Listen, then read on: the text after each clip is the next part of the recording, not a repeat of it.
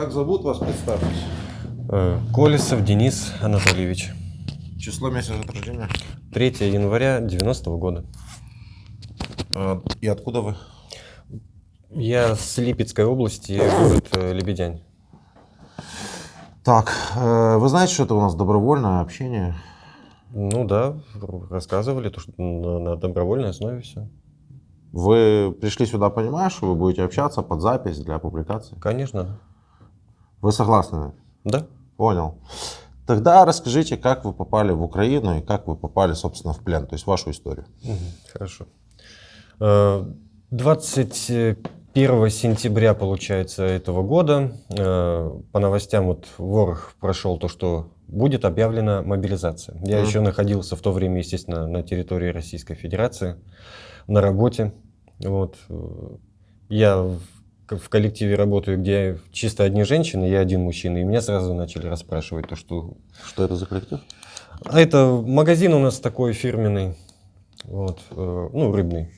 Я, получается, там приемщиком, ну, кладовщиком работаю. Вот и продавцы, кассиры там в основном. И сразу вопросами завалили. Ой, тебя, наверное, тоже будут мести, как и всех. Ну, как оно обычно и бывает в России. Я думаю, да вряд ли, ну куда это? Сегодня только приказ был. И 22 числа, без 15:07, это утра по нашему времени, участковый и представитель военкомата в мою дверь постучались, принесли повестку под роспись. Мол, явиться к 7 утра. Время уже было без 15. Ну как это? Я говорю, мне на работу надо как бы к 8 часам. Ничего страшного, там буквально формальности. Думаю, ну какие формальности и так срочно.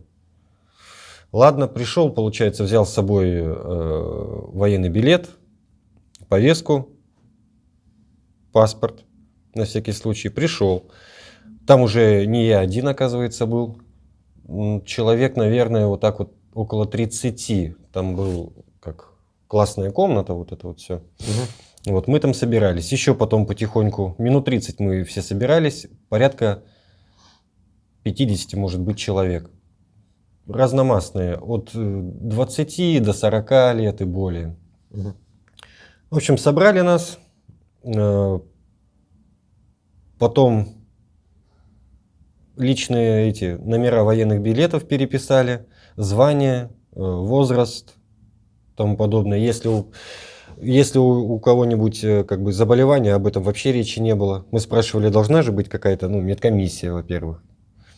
Все будет там, все будет дальше. Мы просто сейчас собираем предварительную информацию, сколько у нас человек с нашего города может поехать. Ну, собрали они эту информацию, вывели опять нас на улицу. У всех уже родственники начали приезжать. Ну, в чем дело, что такое, что случилось? Кого-то с работы дернули. Кого-то прямо перед свадьбой фактически. Вот через пару дней у парня должна была быть. Никто ничего не сказал. Сказали только одно, то что вы не переживайте, это все временно. Ну, как мобилизация вот это вот. Вы будете находиться на территории Российской Федерации, никуда вы не поедете. Даже местоположение нам тогда обозначили. Белгородская область, поселок Салати или Солоти, я не помню, как правильно. Белгородская Народная Республика? Ну да, вот Белгородская, вот как вот нам военком сказал. И нас, получается, фактически сразу, через 2 часа, как мы там по повестке пришли, посадили в 2 автобуса. Ни вещей, ничего с собой у нас не было. Абсолютно ничего. То есть то, что у тебя было на руках, то и с тобой. Вот телефон, военник, паспорт. Ехали очень долго. Где-то... Извините, а между вами не было таких разговоров, пойду, соберусь, там возьму какие-то Мы, вещи с собой? конечно, хотели. Кто-то успел там, кто рядом живет, кто на машине, хотя бы умывальные принадлежности взять. Буквально даже вот магазин был метров 100. Чтобы хотя бы в дорогу что-нибудь с собой покушать взять. И ничего, там все будет, ребята, потерпите, все нормально. Понятно. А когда вы собирались, вы говорите, вот в вашем коллективе начались разговоры, что тебя, наверное, тоже заметут или загребут, как вы сказали? А это именно 21 числа, непосредственно перед... Да. Так вот, меня что интересует. Там в вашем коллективе как к этому относились? Ну вот вы используете такое слово загребут или там заметут. Ну, это да. как обычно там, я не знаю, менты кого-то повязали, загребли, да, и в этом слове не слышится какой-то гордости или там желания пойти повоевать? Нет, конечно. Во-первых, я, как и многие ребята, которые были мобилизованы, я тоже чей-то сын.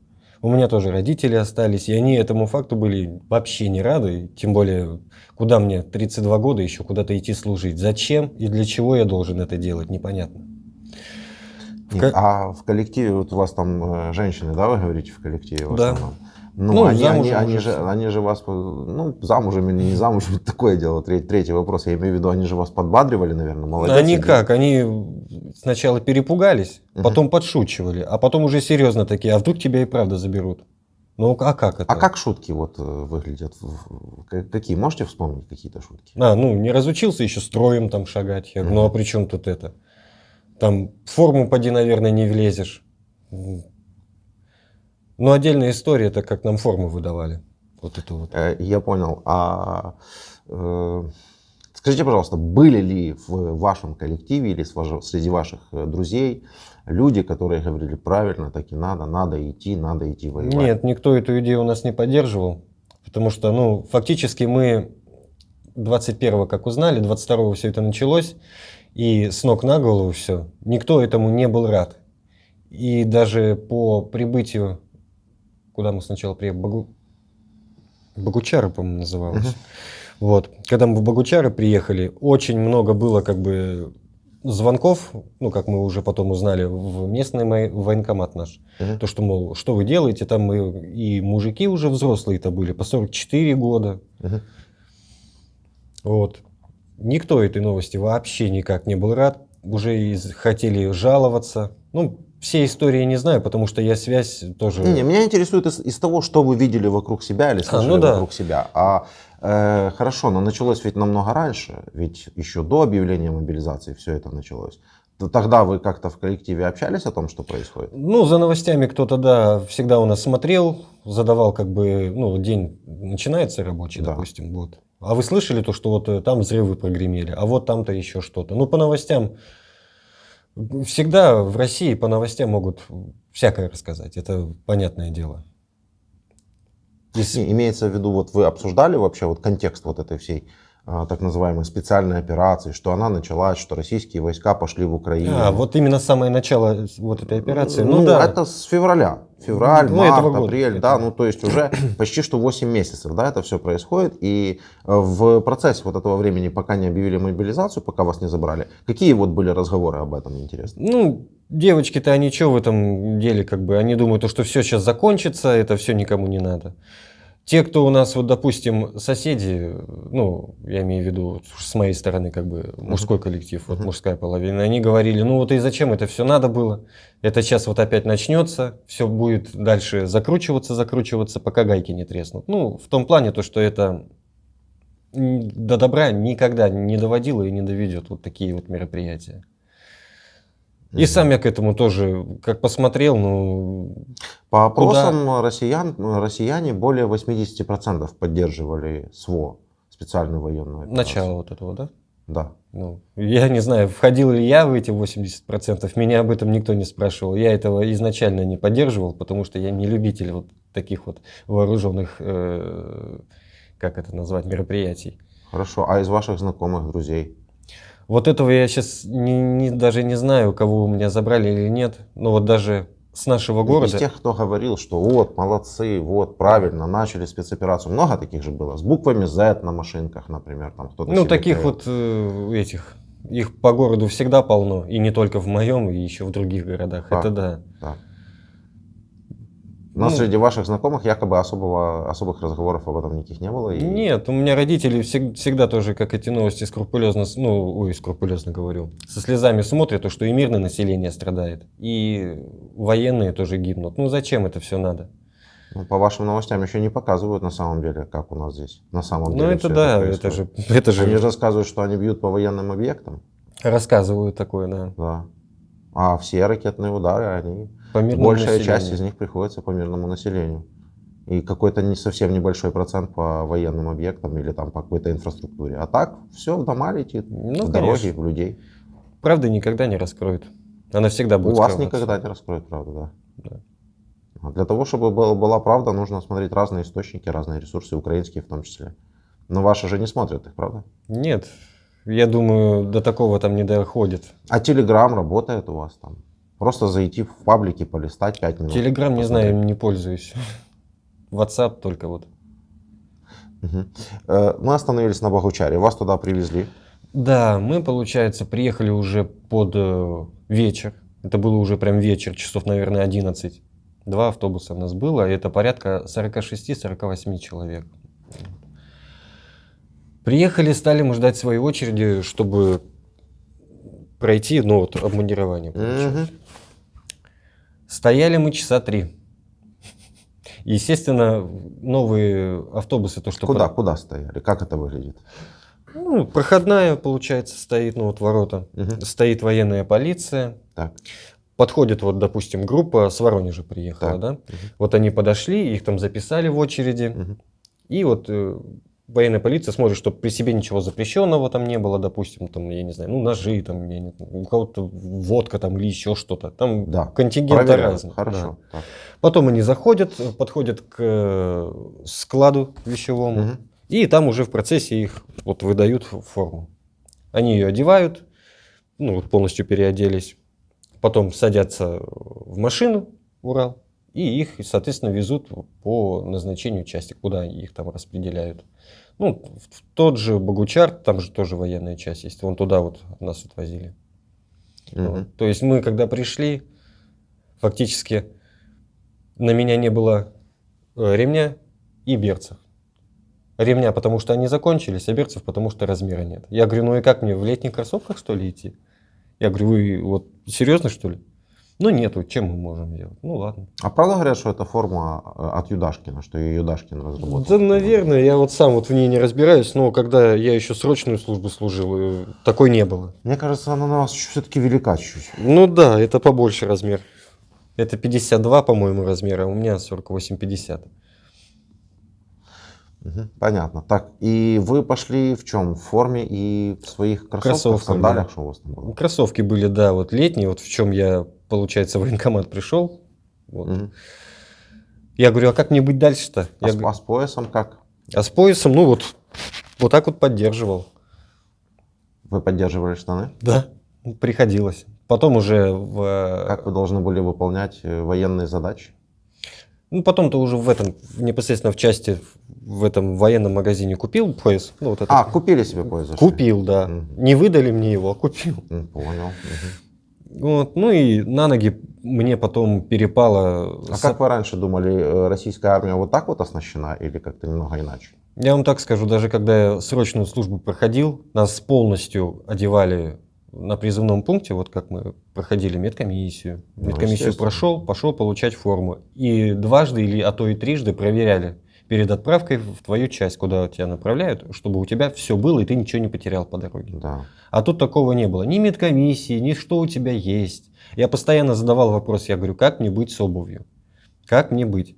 Мне все А время... вам что говорили? А вот мне все время отвечали, то, что сейчас придет старшина, Мгм. вот ему задайте этот вопрос. К старшине подходишь, он говорит, так, у тебя обуви нету, у кого еще чего нету. И тот же самый расклад. Пояса, зимние, допустим, какие-то вещи, шапки, бушлаты, ватные штаны. Он на листок переписал, все, говорит, я вас записал, все хорошо, я все решу. День прошел, ничего не решилось. Старшина прапорщик позвонил? Я вот не помню, я вдалеке был, по-моему, прапорщик был. Не Спиздищев фамилия? Не знаю. Нас так часто передавали от одного, как, ну, Я понял. то, что там не то, что звание, там уже и фамилии-то не знали. Мгм. Так, ну, в общем, вам никак не выдавали, вы в результате сами себе купили. Дальше что было? Ну, дальше становится еще интереснее. То, что мы должны были находиться вроде как на территории, а нас все ближе к границе почему-то вот начали направлять. Поехали мы в Белгородскую область, в Валуйки. Известное место уже давно, да? Да. Там военная база большая. Ну, вот насколько большая, не знаю, но она там есть, да. Она там есть. Мгм. Вот. Там мы уже, получается, это какое? Второе место было после Богучар. Приехали мы, получается, туда под утро. Часов, наверное, 6 было утра. Где-то так. Буквально вот только разложились и начали нас это самое перезаписывать опять данные. Кто какого года рождения, военные билеты, ну все просматривать, чтобы никто там, мало ли, кто-то потерялся по дороге или еще чего. Пока всех опять переписали, мы спрашиваем, а кто у нас непосредственный командир, начальник, ну там, с кем вот можно поговорить по поводу вот вообще всего, что вообще происходит, куда мы едем, что мы должны делать. Так. Ответа не поступало, потому что сначала был то один офицер, то какой-то лейтенант, то потом какой-то майор. И вот так вот передавали. Потом в один день... Вас строили, может быть, вам что-то доводили. Да, мы, получается, в казарме называют фамилии. Так. Мы выстраивались по экипажам. Ну, вот у меня вот специальность была оператор-наводчик Т-72. Вот. Это у вас была специальность армейская еще? Такая? Это да, по срочной службе в 2008 году, когда я еще служил. Ну, вот. И нас... А звание какое у вас было, я не спросил? Рядовой. А, рядовой. Да. И выстраивали нас командир танка, механик-водитель и оператор, получается. Выстроили, буквально за 1 час вроде как-то посчитали нас. Сколько нас получилось? 15, по-моему, человек. И фактически сразу давайте поехали. И поехали мы как раз-таки в Салати, вот в этот, еще дальше. Там какой-то инструктаж нам хотели, механиков-водителей быстро посадили, ну тоже по возрасту все разные, и все на разные техники ездили. Они-то хоть как-то там что-то вспоминали, а мы вот, кто командиры... Кто... Салати это город такой? Ну там поселок, насколько я знаю. Но это еще в Белгородской Народной Республике. Это да. Я понял. Я вот помню, мы остановку проезжали, и там вот Салати был. Понял. Еще не Украина. Нет. Да. Вот, и вот приехали мы вот туда, вот получается, там какой-то тоже полигон был. Пока механики там разбирались с этими, ну как, двигаться на танке, вот это все. Нам пытались напомнить, а я вообще там, у меня такого не было на Т-72, как вот там нам показывали эти все. Да и так я не помещался, потому что и с ростом уже, как бы, мне уже не 18 лет было. За все цепляешься и вот так вот. Ну там еще и крупнее меня люди были, там вот, ну... Он еще при Советском Союзе служил танкистом, ну куда ему, какие эти самые? Кто знает. Ну вот. Задачи-то надо выполнять. Пару часов, получается, мы вот на все это потратили, уже начало темнеть. Потом после этого в спешном порядке, вот буквально вот в темноте, подъехала машина якобы за нами. Нам выдали кое-какие эти каски, бронежилеты, автоматы, подсумок. И все. Ну патроны еще мы, как получается, зарядили. 4 рожка нам дали на всех. И сказали, остальную амуницию одевайте уже непосредственно в машине на ходу. Фонарика там 2 всего нашлось у нас. И мы на ходу прям вот так вот пытались, ну, как-то одеться. Оделись кое-как. Приехали не пойми куда. Темно. Стояли где-то минут 30. Я не знаю, что это было за место. Мы за тент не выглядывали, нас там. Темно было. Постояли 30 минут, издалека какой-то вроде как командирский какой-то голос слышали, потому что техника была вся остановлена, какие-то указания раздавал, но нам слабо слышно было. И потом поехали очень быстро и фактически без остановок. Так. Когда уже началось... Кто у вас вел танк ваш? У нас танки мы уже, потом вот сейчас вот я как раз к этому подойду. Уже когда начало светать, мы уже более-менее начали дорогу. Подождите, вы на чем ехали? На Уралах. На Уралах? Да. То вы говорите, что вы зашли, посмотрели, то было потом, или перед этим вы просто зашли, посмотрели и ушли оттуда? Да. Ну а как? Да. Ознакомительный экскурс. Ну да, вот тебе, вот смотри, вот сюда ты смотришь, вот здесь вот это самое, вот это, ну... Понял, все, вам показали, что как надо делать, потом посадили в Уралы, и вы поехали уже. Да. Теперь ясно. Дальше. Вот, да. И когда уже начало светать, первая остановка была 4 водителей танка, ну, механиков-водителей. У нас сказали, 4 механика-водителей, кто готов ехать. 4 механика вылезли, получается. Мы так выглянули по-быстрому тоже посмотреть. Там стоял уже трал, 2 танка, и еще один трал, 2 танка. Вот 4 танка было. Съехали они, получается, с этого трала, механики залезли и поехали. Мы все так же остались в Урале ехать. Ехали еще часа полтора, наверное. Там уже и колонна была большая, что впереди нас, что позади. И Уралы ехали, и так техника. Ну, И гул, сколько же это вот машин? это примерно? я даже количество не назову, но гул стоял очень сильный. Прям чувствовалось, потому что пылище было. Спереди не видно начала, а сзади не видно конца. Огромная колонна. Большая колонна была. И там и Уралы, и танки, и все вместе, да? Танки, ну, они поодали от нас шли, вот 4 вот наших, которые я видел. Мгм. Вот, а остальные БМП были.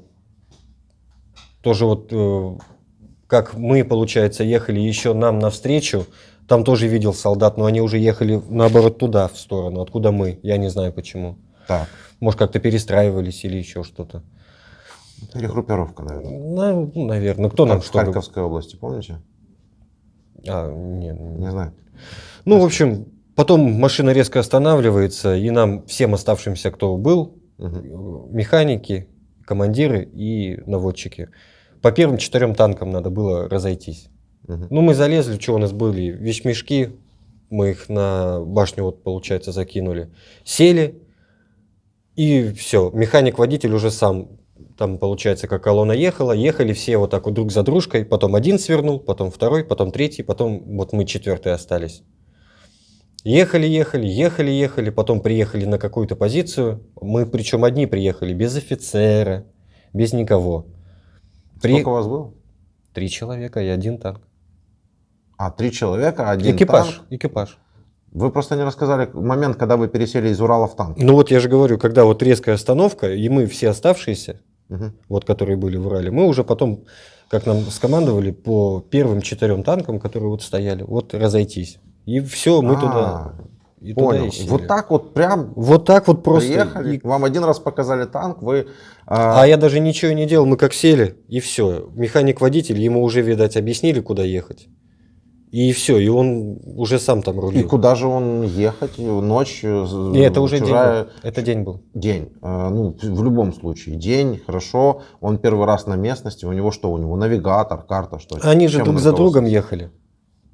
Потому что сначала один свернул, потом, я как так понял, второй, и вот мы последние. Я понял. Друг за другом. Так, и вы последний, куда вы приехали? Вот, приехали, вот насколько я внимание обратил, ну, с названием могу, может, ошибиться, меня поправьте.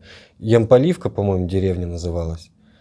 Вот, мы, получается, ее проехали, наверх куда-то вот там высота была, и там уже, я так понял, специально по танк был готовый окоп. Туда встали, кто-то из местных там офицеров вышел, нас встретил, спросил, сколько еще подъедет, мы сказали то, что не знаем. Должно было 2 танка туда приехать, приехал Так, 1. так. Вот, и получилось, что у нас только 1 экипаж, причем мой командир танка, он был даже не танкист по специальности, по воинской. А кто? Он был из военной полиции, ему 23 года всего было. Из военной полиции, 23 года, Да, он командир был, танка. да, младший сержант, его буквально в последний момент в Валуйках нас. А как он вами командовал? Да Каким никак, он был? просто сидел вот так вот и смотрел, он даже не знал, что ему делать. Хорошо, кто из вас был самый опытный? Кто вел вот эту всю вашу машину из 3 человек? Да Очевидно, водитель. Механик-водитель, Потому что он просто единственный, он кто дорогу, что-то делает, да, да? он хотя бы дорогу Так, да, вы знал. остались одни уже. Одни. Когда, как он понял, куда ему нужно ехать? А там по ориентирам он ехал, как сказал, там была стела в виде креста, я так понял. Ну, крест православный, я имею в виду. Так. И все. И там уже нас встретили тоже вот офицеры, которые там позиции занимали. И Мгм. фактически нам сказали то, что вы правильно приехали, а где еще? А больше нам никого не обещали. Так мы и остались там. Нам сказали закидать его ветками. Ветками закидали, и все. И фактически больше мы там ничего и не делали. К технике даже не подходили. Какого числа это вы туда приехали? Примерно. хотя бы. Сейчас 26 числа, если не ошибаюсь. Сентября. Да, сентября этого года. Потому что 22-го я уже был мобилизован, и 26 числа мы приехали туда. 22-го мобилизован, 26-го. Уже там, 4 дня вы уже на передовой. да. С учетом всей дороги. Да, вот Переодевались. вся Очень оперативно. очень. И причем, как это сказать, приехали в первую же ночь, ну, у нас ни связи ни с кем. Кому мы должны, что мы вообще должны делать, зачем мы сюда приехали. Вы же говорите, вы туда уже приехали, там уже вам сказали. А там офицер был, да, который Там, это, да. Вот мы Все, у него- дальше что было? Дальше. Вот в первую же ночь, получается, ну, уже под утро был обстрел Так. минометный. Мы себе окоп даже толком не успели выкопать, ну, буквально сантиметров, может, на 50, чтобы просто лечь можно было, вот втроем. Двоих человек ранило, получается. Пока мы оттащили на плащ-палатках, ну, помогли вот ребятам, пока все взрывы не утихли.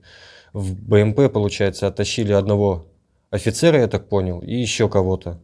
Их увезли, по-моему, в госпиталь. Больше я их не видел там. Затрехсотили их, да? Остались живы. Да. С ногой одного было, и у второго, по-моему, тоже. Ну, не видел толком.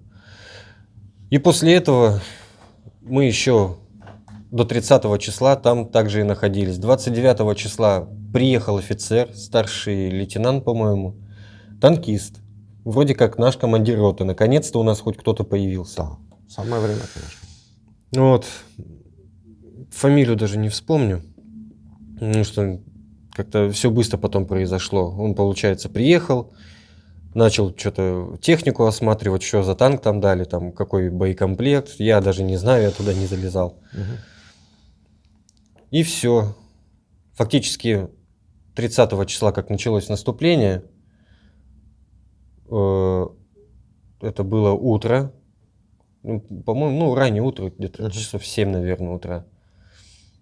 Я находился около, позади танка, получается, и в правый борт был прилет, наверное, с РПГ или с чего-то. Оглушило меня нормально. Командир роты был в это время как раз на наводчике, а люк командира танка был открыт. Он: прыгай сюда. Я его не слышу, он мне руками машет: прыгай, прыгай. Я пока туда залез, у меня вот так вот все звенит. Еще один приход был. Я ударился головой.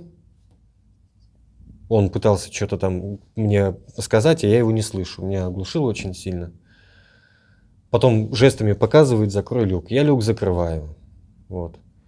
Он куда-то пытался навестись, я так понял, потому что был вроде как один выстрел. Он выстрелил. А вся кабина от выстрела в дыму оказалась. Пороховые вот эти вот. То есть вы не знаете, выстрелил он или не выстрелил? Все в дыму было. Так вы же должны были подавать, заряжать что-то. Нет, там, насколько Т-72, там автомат заряжания, там одну кнопку всего надо нажимать, и он сам уже заряжает. А какая же ваша функция? Я просто рядом стоял, а командир в это время систему это все проверял, когда началось. Хорошая функция. Так. И после этого меня, получается, он говорит: иди в окоп, потому что с меня толку нету. Я пошел, меня со спины, получается, еще раз накрыло. Меня кто-то в окоп затащил. И, помнится, то ли бушлатом, то ли чем меня укрыли. Не знаю, сколько времени прошло. Говорят, я был без сознания. Потом меня потащили к командиру, получается, в блиндаж. Там вроде как, говорят, медик был. Но я там медика не увидел никого. Минометы стали чаще крыть. Или взрывы все чаще и чаще. В общем, меня как посадили там на какой-то стул в углу. И больше мною никто и не интересовался до самого конца, до самого вечера все это было. Вечером, когда я уже более-менее глаза открыл, даже не скажу, сколько человек, но около 10, наверное, 12 вот так вот осталось. Где? В блиндаже в этом офисе. Вот. Офицеры приняли решение, уже стемнело даже, то, что надо уходить оттуда. Нас было, я контуженный, еще 3 раненых и 2 офицера, 3 офицера, получается. И еще кто-то там 2 были, я не помню. И как только мы буквально вышли из блиндажа, мы фактически сразу с ними потеряли и зрительную, и такую связь, то, что звали, а никто нам не откликается. Офицеры нас просто оставили и ушли. Нас как было, по-моему, 5 или 6 человек, которые мы оставались. По темноте мы куда пойдем? Мы решили вернуться туда-назад в блиндаж и хотя бы утра дождаться, чтобы как-то посветлело. Ничего не знаю, что бросили? Бросили? Просто оставили. Прошу прощения, я набрал уже на этот номер. Правильный номер? 200, да. Не беру трубку, уже звонков 15 я сделал. Есть еще какой-то номер?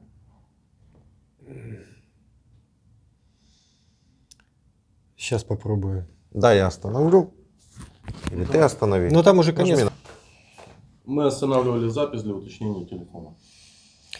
Вот, и когда мы вернулись уже в блиндаж, Я пробросили, не понял. да, пробросили. Вот когда мы вышли, получается, было оговорено, что раненые идут посередине. И там один человек замыкает, который более-менее должен идти. А офицеры идут впереди, как бы дорогу, ну, потому что знают. А, Поскольку было темно, раненые были у нас, мы как должны были в ряд, ну, цепью друг за друга Да. идти. А офицеры близко сначала держались, а потом просто куда-то шагу прибавили и пошли. Нас в буквальном смысле вот оставили. Мы а как далеко вы успели отойти от блиндажа? не больше, чем метров на 30-50, потому что темно очень было.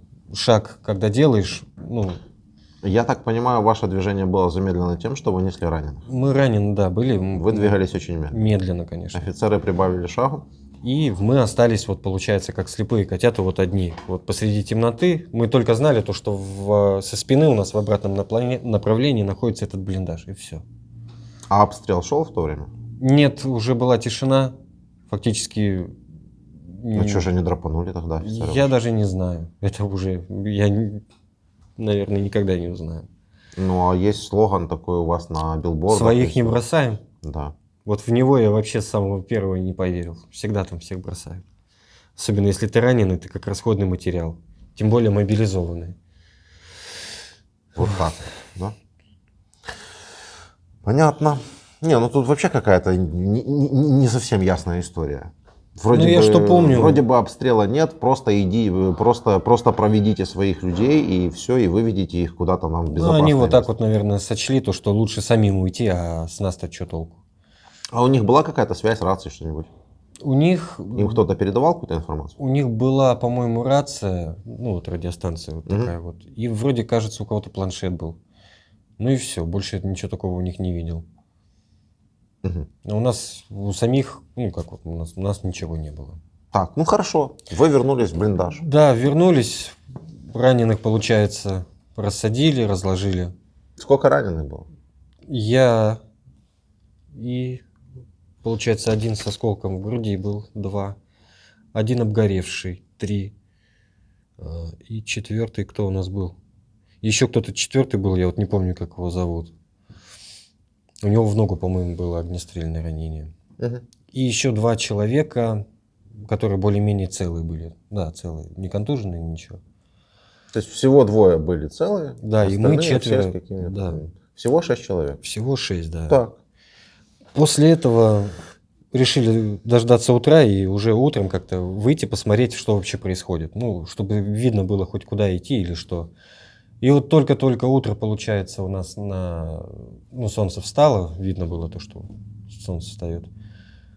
Слышим какое-то движение сверху, спустились 1 или 2 человека военнослужащих Украины, сказали, выходим, бросаем оружие, а у нас там оружия-то не было.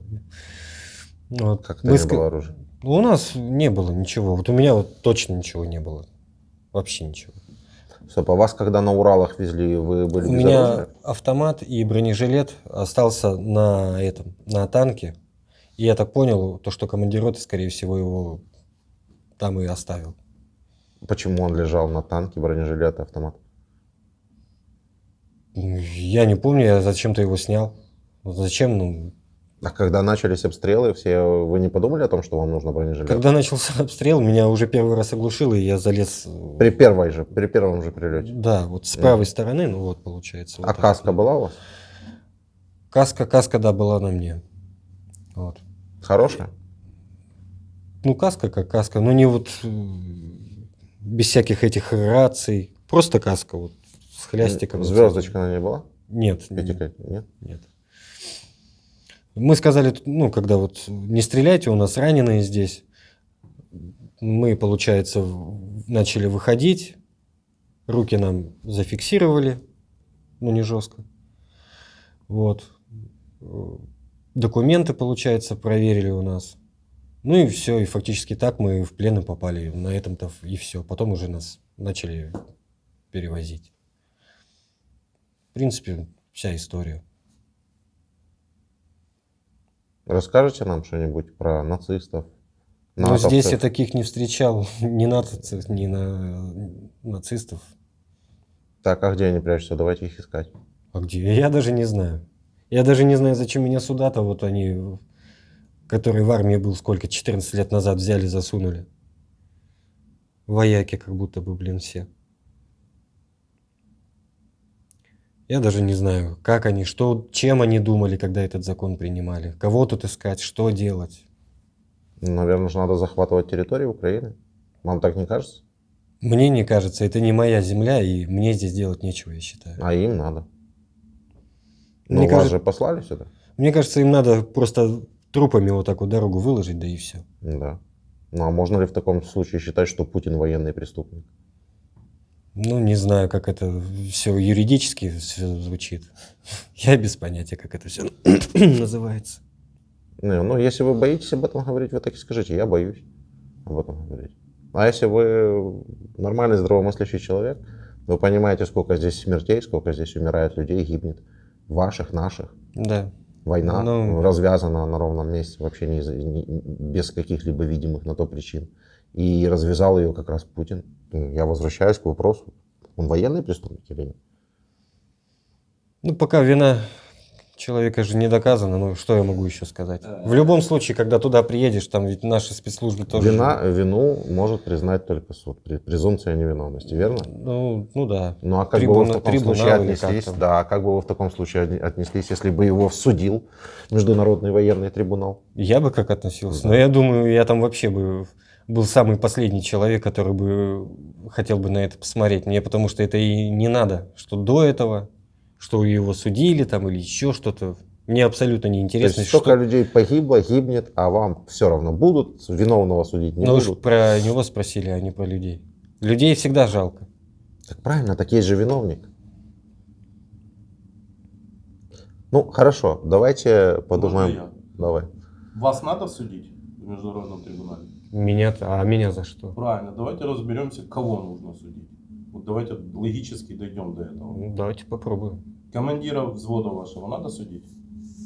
Ну вот офицеров, которые нас бросили, оставили, я думаю, да. Это вы внутри у себя должны их судить. Да. Имеется в виду в международном трибунале. В международном трибунале, ну я даже не знаю. Ну, подумайте. Давай по-другому пойдем, да? По другой цепочке. Вы оккупант? Я? Да. Почему я? Ну, не знаю, давайте подумаем. Что вы здесь вообще делаете? Ну только из-за вот этой вот мобилизации я тут нахожусь. Я бы сюда добровольно бы и не поехал. Я понял, я понял. Добровольно или не добровольно? Вы оккупант?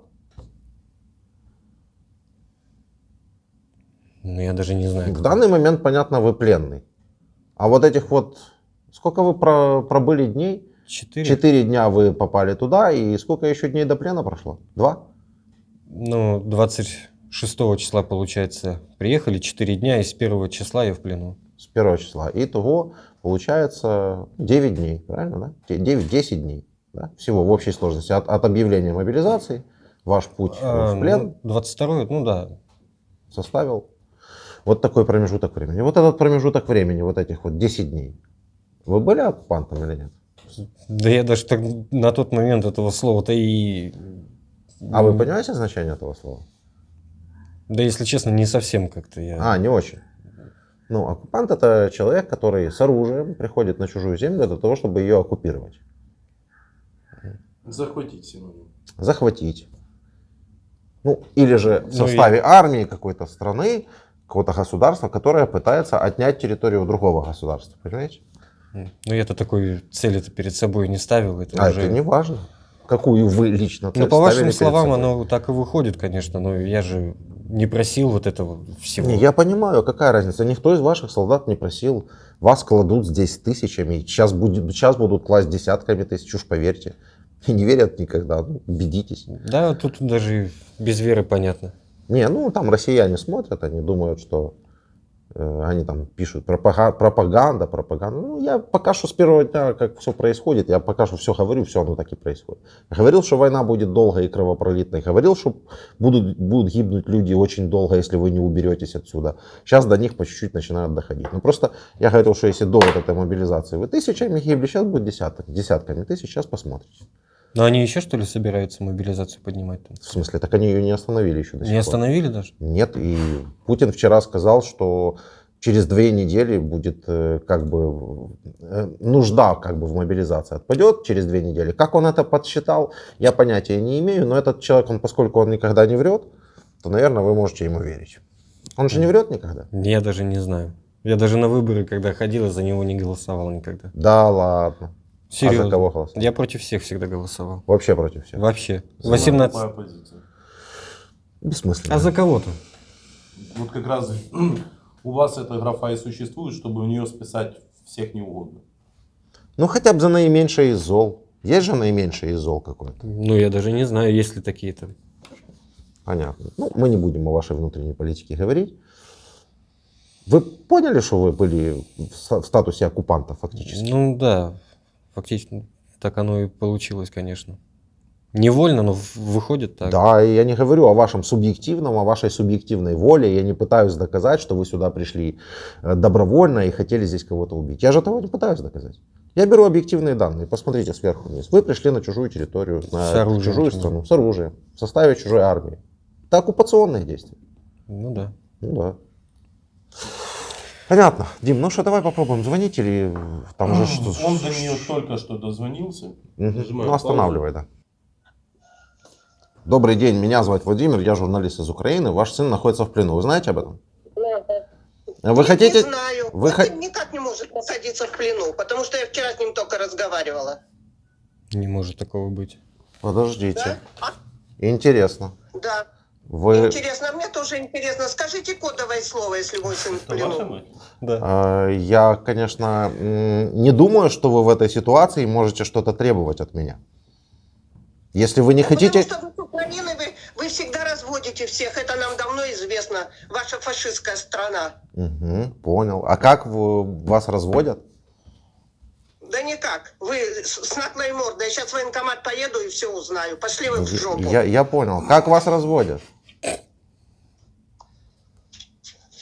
Как вас разводят с Украины? Вы можете объяснить? Она не желает с вами общаться. Пошли вы в жопу. И что вы мне скажете? Да я тут что могу сказать? Это точно была ваша Это мать? она, да. Голос ее и очки. Она также слышит плоховатенько. Я с вами в начале разговора, я вас спрашивал, что из ваших знакомых в вашем кругу общения люди думают о этой всей Ну, это же ее спецоперации? позиция, не моя. Я А откуда почему знаю, что вы она мне там не думала? рассказали, что ваша мама считает меня фашистом, например? Да я откуда знаю? Это же она говорила, не я. Ну, вы что, раньше с ней об этом не общались? На такие темы нет. Вы вчера с ней разговаривали? Нет. Откуда у нас же У телефон? нее есть еще один сын? Ну, только старший, и то он не служит. А вы можете просто сообщение в WhatsApp ей Я написать считаю- и фотографию мою отправить? Ну, мама. Напиши, запиши видео. Говорите. Мам, это я. Я нахожусь в плену в украинском. Да, вы можете еще раз сюда позвонить, но Позвони поговорите. еще раз и без эмоций давай. Да. Вот. Не, вы мне объясните, как вас разводят с Украины, а потом поговорите с сыном. Потому что мне уже просто это интересно. А я хотел просто дать поговорить с сыном, и все. Тебя И- в жопу отправили. Да, а меня послали в жопу. Я вчера с тобой никак Прекрасно. не мог разговаривать, потому что у нас здесь нету ни телефонов, ничего. Перезвони только без эмоций. Это я, Денис. Такое впервые, короче, Хорошо. за 400 Знаешь, движений. когда ты думаешь, что россияне уже пробили дно, они все время стучат снизу. И Мгм. это происходит постоянно. Ну, мама, блин. Мы не договорили, пока ваша мама там думает. У нас как раз интересная беседа завязалась про оккупанта. А Дима с другого же начал, да? Так кто же все-таки виноват? Вот вы оккупант, которые не знали, что он оккупант, да? Ваши командиры знали, что они оккупанты? Этого я не знаю. Не можете знать, правильно? А кто из вас, из всех, там, из вашей страны, знает о том вообще, что происходит и должен за это за все отвечать? Ну, наверняка только те люди, которые отправляют нас вот так вот. Так. Ну, а более кого тут? Ну уж наверняка тот человек, который объявлял спецоперацию, он должен Ну, понимать. может быть. Он я должен знать. да, наверняка. Но ответственность он нести не должен, по-вашему. Ну а я откуда знаю, должен, не должен? Я ему не судья. Всё. Короче, вы боитесь по возвращению сесть в тюрьму. Ну, всякое может быть, конечно. Вот и Вы ответ просто, на весь ваша мама просто, она, у нас спокойное утро такое, у нас, знаете, первое интервью сегодня, мы еще даже, можно сказать, не разогрелись, да, и она уже немножко взбодрила нас вот так вот. Но она Потому дает, что, конечно. потому что фашист на самом деле здесь вы. Хотите, я вам это объясню и докажу, Да что мне это фашист вы? зачем? Или вы это понимаете? Мне просто интересно, что она так на эмоции-то сразу перепрыгнула. Вот Я это не да. знаю. Я говорю, вы понимаете, что вы фактически и есть тот самый фашист, о котором вы говорите? Зачем вы пришли меня убивать? Я вас не убивать пришел. А что вы сюда пришли делать с оружием? Меня самого сюда Я мобилизовали. понял, что вас сюда, зачем вас сюда мобилизовали с оружием? В чем смысл? Я откуда знаю? Я не знаю ответа на этот Да. вопрос. Вы не знающий фашист. Фашист еще. Ну а кто? Ну, фашисты во Вторую мировую войну или нацистская Германия, давайте уже точнее говорить. Они что делали? Они приходили на чужую территорию, вторгались, убивали там людей. Многие из них, возможно, тоже не знали. Может, их там тоже мобилизировали, я не знаю. Но они делали то же самое, что делаете вы сейчас. Вас звал сюда кто-то? Меня? Да. Меня вообще никто не звал. Меня Просил вас сюда кто-нибудь прийти? Нет. Нет, не просил. В какой вы были области? В каком вы были городе? В Липецкой области. Я понял, у нас в Украине. В каком вы были городе? В каком городе? Ну там то ли деревня, то ли что рядом было. Да. Вот это, Вы даже не знаете ничего. Ну не знаю, Вы даже конечно. не понимаете, куда вы попали и зачем.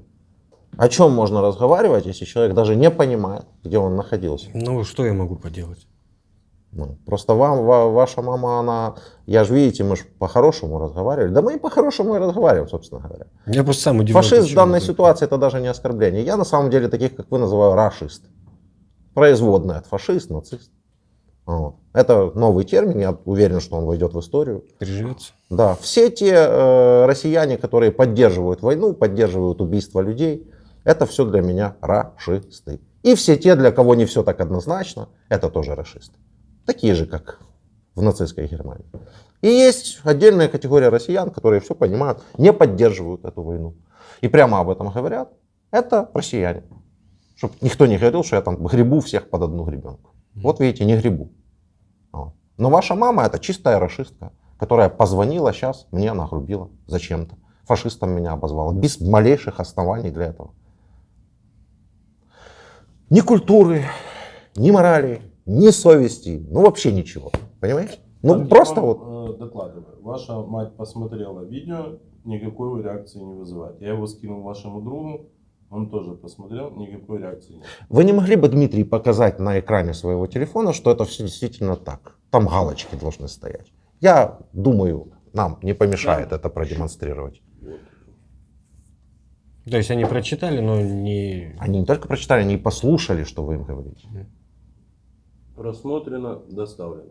Вы понимаете, до какой степени надо быть...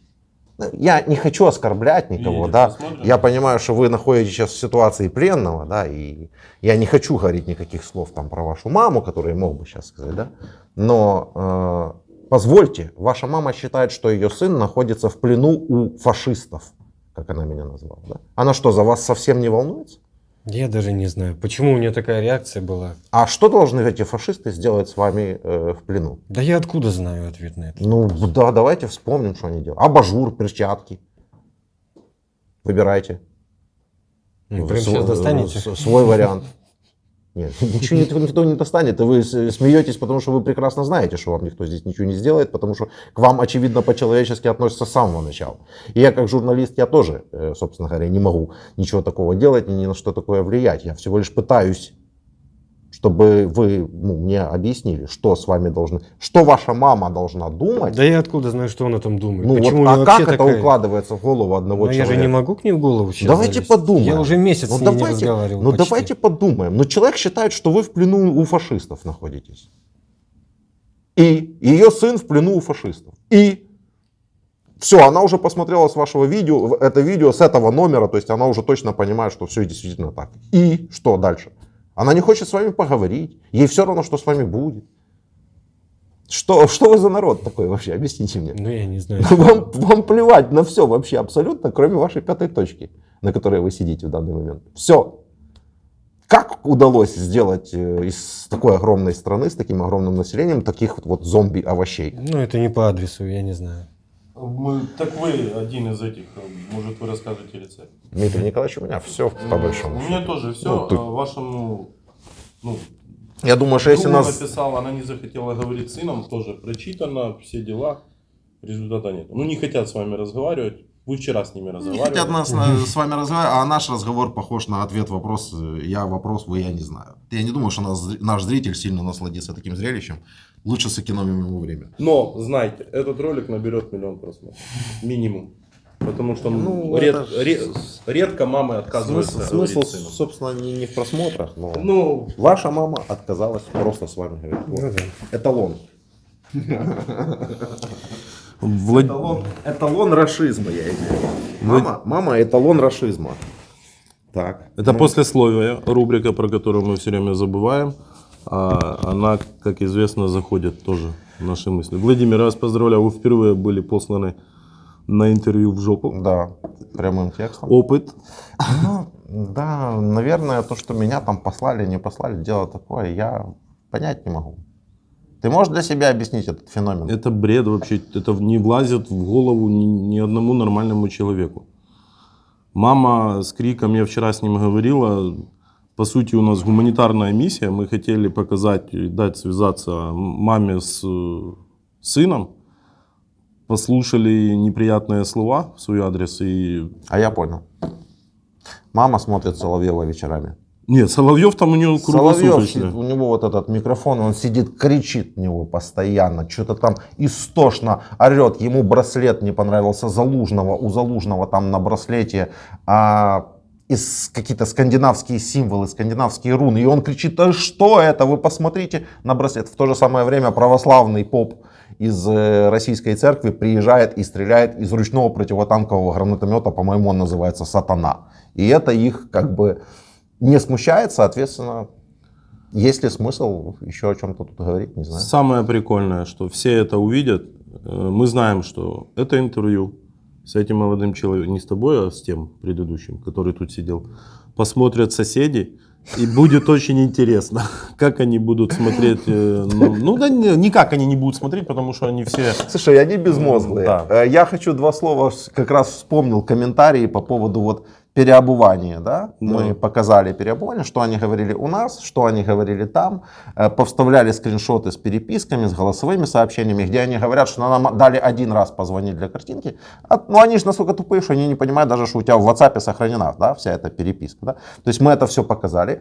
Мы показали этих людей вот с такими вот мордами после плена, которые выглядят как после санатория. И все равно находятся россияне, которые пишут: откуда мы знаем, что они у вас там говорили правду, а здесь сейчас говорят неправду? Да на морде его жирной прочитай, на лбу там написано, что он сидел без еды, и ему давали только одну воду на протяжении 5 или 4 месяцев. И еще били током по ходу. Вот и все. И звонил один раз, при этом 50 голосовых сообщений. Котенок, как дела, Ну, все понимаешь, чем хорошо, мы имеем в зарплату виду? получаю. Ну, понимаешь, мы имеем в виду дело вообще с абсолютно безмозглыми существами. Полностью. Ты им уже показываешь. Вот явные вещи ты им показываешь. Но они все равно... А откуда мы знаем? А Путина судить надо? Всей правды мы не знаем. Путина судить надо. Понимаешь, что с точки зрения международного... Тут надо разобраться. С точки зрения международного права, все эти люди, которые со мной сюда ехали, они как бы погибли, но еще же непонятно, почему они погибли, а Путин здесь при чем? А он их послал? Ну, я не знаю. Я не знаю. А вас судить надо? Не знаю, в чем. Меня смысл. нет, а командира надо. Да, меня нет. А вот про командира надо, давайте подумаем. Нация рабов, фашистов, идиотов. Спасибо. Подписываемся. там Да, все дела, ставим звоночек, подписываемся. Сейчас спам-атаки страшные на канал, так что это Да. надо учитывать. Не нравится расистам наш контент.